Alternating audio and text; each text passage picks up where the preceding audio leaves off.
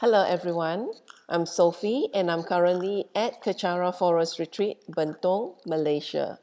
This is the book that I'll be sharing from, Unleashing Buddhanature, personal accounts by those touched and reformed through the teachings of His Eminence the 25th Sam Rinpoche. Today I'll be sharing on the story by Pastor Chia Song Ping. And let me share a picture with you, his picture with you.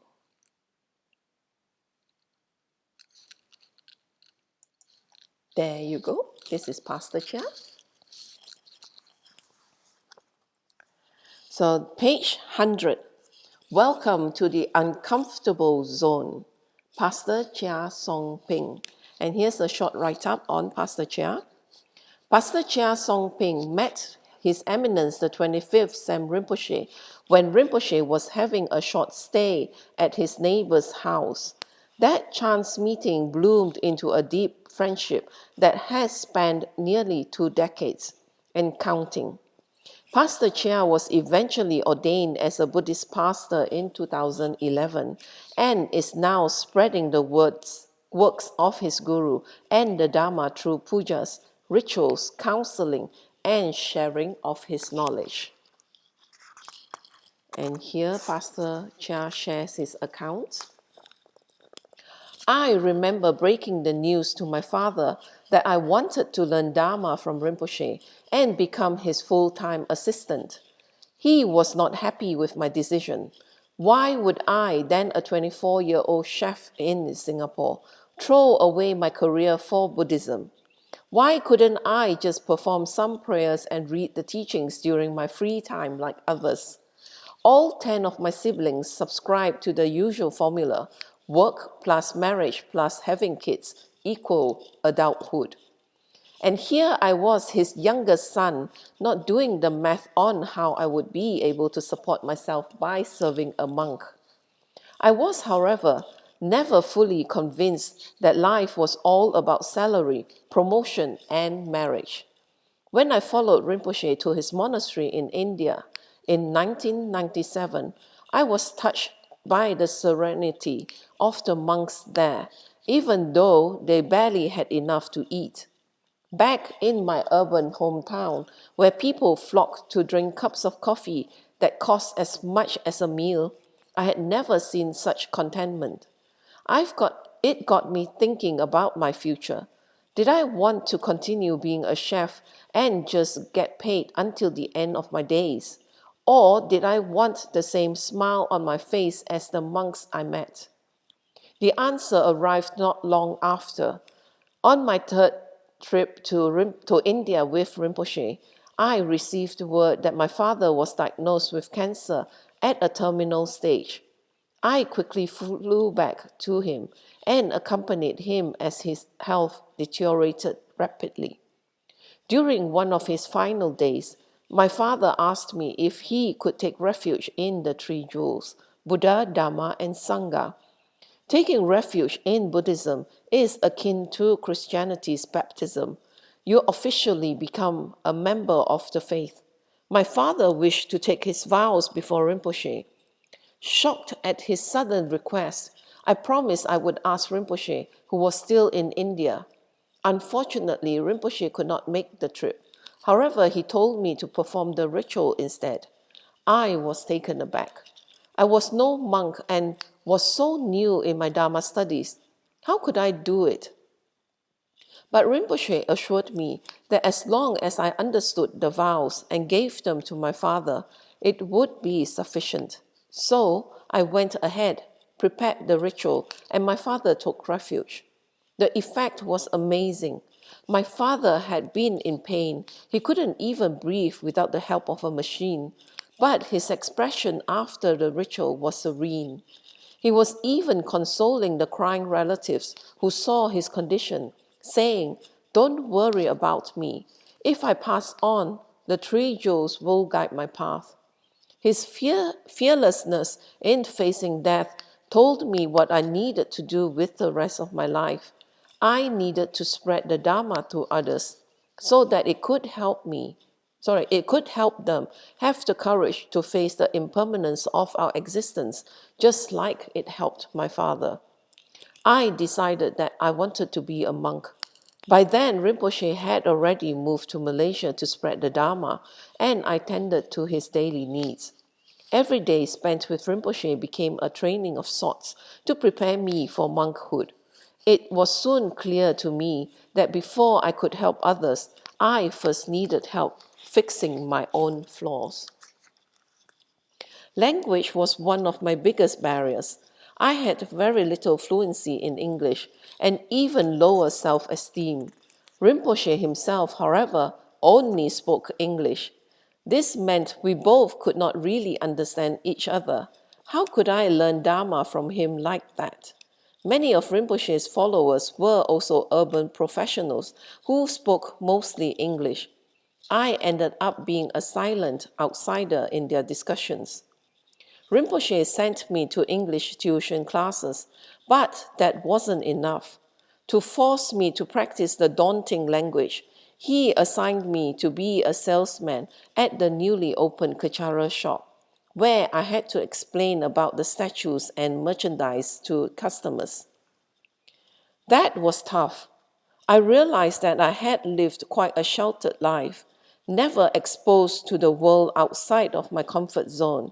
When I was tossed into the world of sales, where one has to not only speak to strangers, but speak with confidence, I was terrified. But I reminded myself that my responsibility was bigger than my fear. The shop's profit was to support Rinpoche's efforts and help relieve our organization from having to fully depend on sponsors and donations. That being said, the focus of the Kachara shop was never about the money. It was about finding a middle path to earn enough to sustain ourselves without forgetting our main purpose, to spread Dharma. With this in mind, I find myself indirectly teaching Dharma to customers when introducing the various products. The best part was they seemed to find the teachings easier to swallow because it was not shoved down their throats. My self-confidence soared, taking my communication skills with it. Without that training, I would not be able to be a pastor I am now today. I can't say if things I learned while carrying out Rinpoche's assignments were deliberate trainings. Some of them could purely be tasks he needed done, and I came to my own conclusions while performing them. For example, I was happy to keep a distance from technology. It never really made sense to me. But with Rinpoche being so active on social media and his blog, I could not escape from the need to use e-communication to spread the Dharma teachings as well. I remember that Rinpoche would assign me to retype Dharma texts from books and then email it to him. And eventually it occurred to me that he was trying to help me get used to using the computer. It was a struggle for me, but I understood the importance. It is quite impossible to reach out to people without the help of social media and websites at this day and age. Indirectly, I was also learning to detach from my comfort zone and venture through the unfamiliar cyberspace. So you see, my whole life is one big training session for us to learn, to be better, and what we gain depends on how much we are willing to absorb. Sometimes, however, I found it hard to be a sponge. For example, in 2009, I got into a series of car accidents. Rinpoche kept reminding me to be more aware of my actions and surroundings, but I remained careless.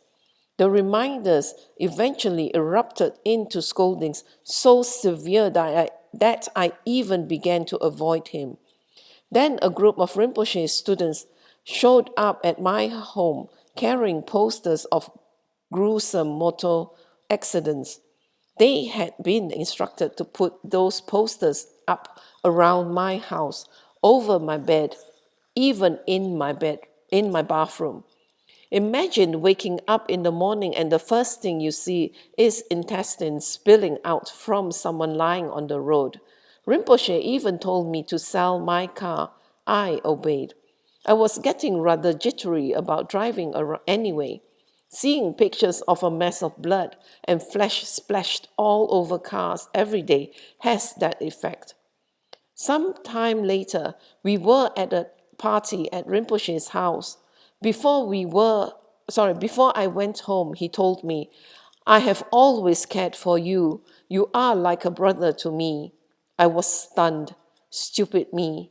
Everything that Rinpoche had done, from the scolding to the mental duress of having to look at bloody pictures every day, was to purify my negative karma.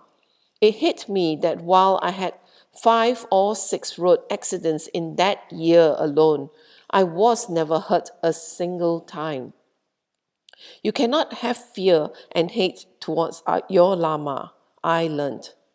Whatever he does to me, it is out of compassion and care for my well-being.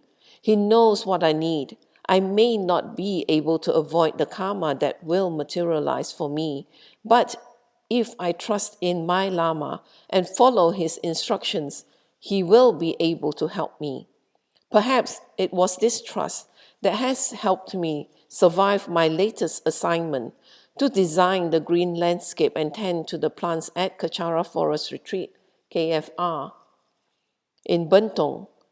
KFR is meant to be a holistic center for visitors to rest and recharge physically, mentally, and spiritually. When Rinpoche first told me about my new job scope, I was at a loss. As a pastor, was my mission not to spread as a pastor, was my mission not to spread Dharma to people? How would shoveling earth and watering greens help me do this? I also knew nothing about plants except that I would not be very good at growing them. True enough, all the flower saplings that I tried to plant died. With my shoes squelching on the muddy ground and my skin a feeding ground for mosquitoes, it was hard to feel comfortable there. I wondered if I was in the wrong place, but Rinpoche just kept telling me that being close to nature was healthy for me. I decided to trust Rinpoche's purpose in putting me there, as mysterious as it was to me. In Dharma, we were taught that we sometimes need to take up tasks that we don't like. By doing that, we are setting aside what the self wants and focusing on what truly needs to be done for the greater good. Hence, I began to take my planting work seriously. A doctor recommended that I plant herbs instead, and I set to work. Now our herb garden is growing beautifully. The rest of the plants are taking roots as well. As I began to fall in love with the outdoors, I also understood how my work in KFR is in tandem with Rinpoche's cause. He intends the retreat center to be a spiritual community, and the greenery allows for a calm mind necessary for meditation. It also allows visitors to experience the wonder of being close to nature, and that may remind them to be mindful of our Earth's well-being. Taking care of nature means taking care of people's dependent on it, and that includes ourselves. Working with greens also taught me things that human interaction had never exposed me to. For example, Rinpoche prohibited the use of pesticides. The pests may be harming my plants, but I could not kill them. I could only learn to work around the attacks. This is just like real life. I cannot be taking revenge or bringing harm on people who have hurt me. I have to learn to handle the ill intent without resorting to violence. Rinpoche's training is what you make of it. Many would tell you that he is unconventional in his approaches, and not everyone has the stomach for them. To me, a Dharma center is like a mental hospital. Everyone comes with his or her own issues, and Rinpoche has to cater his treatment to each. He cares about each of his students so deeply that he is willing to try any measures to wake them up should they be straying from the right path. Sometimes he resorts to wrathful methods. Once Rinpoche even flew into a fit and broke everything in his house, including Buddhist statues, to shock a wayward student into turning over a new leaf. Or, if you are too egoistical, Rinpoche would try to break your pride. I have witnessed Rinpoche drawing on a disciple's face with makeup and then sending him out to buy coffee. Like a hospital, there are successful treatments, but there will also be failures. Students have walked out from Rinpoche's door and cut off all contacts with him before, and Rinpoche could not hound them. Rinpoche would not hound them. But as long as you are under his roof, you can count on him to do whatever it takes to keep you safe. And that's the sharing by Pastor Chia on Rinpoche's kindness and compassion. And as Pastor Chia mentioned at the end, that a lot of students could not take the training and they left and disconnected with Rinpoche totally. But the thing is, in serving Rinpoche, we always find that Rinpoche still thinks of them and always say prayers for them, no matter how badly they actually treat him after that. Because some of them would badmouth Rinpoche and even write bad things and accuse Rinpoche falsely about things that he has never done on the internet. And, that created scorn and degradation. But Rinpoche still cared for them wholeheartedly by saying prayers for them and dedicating the merits towards them. So that is our kind and compassionate Guru. And thank you for sharing your time with me. So now we'll end this with a completion dedication in Tibetan. Jangjub Sancho Rinpoche, Maki Panam Geishi, Ke Panam Pame Payang, Gone Gondo Pewashu, Tony Tua Rinpoche, Maki Panam Geishi, Ke Panam Pame Payang, Gone Gondo Pewashu. Daso jini sapagi wadi, tanandro waguna kampadang, jepa jesu no santrapai, tamping imporendo sa se, ke wakunto yanda lamadang, drami chuki pala no choching, sadam nangi yate razone, doje changi ngopangatuso, ke wadi nyododa, lamasang yodroyone, droa chika malupa, de salago pasho, choki kaposunga pa, chosunampa pewala, geki samasi wadang, tunki malu sangwasho, dadam sangye desundan, drewa songe latene, gewalo santrapai, tampayo riva, gyushi. Ni modele sendele ni mingonyan dele shi ni sentato dele pel concho songi jingilo concho songi ngotroso concho songi trasi sho jesu lama kusen rapting ting sorry jesu lama kusen rapting ching nam katrini chochu ke padang losam tempe drome sapsongi droe mun satato ni gyushi gangri rawe ko shin kam dem pendan dewa malu gyoine cheren se one ten sing get so shape shi de badu teng gyushi home tompe ngotro malu pa dende dala sel du so kodan dempa long chot no ke pa so shik shukten sel. Thank you very much for joining me, and please do join me when I share from another student's accounts of their experiences with Rinpoche.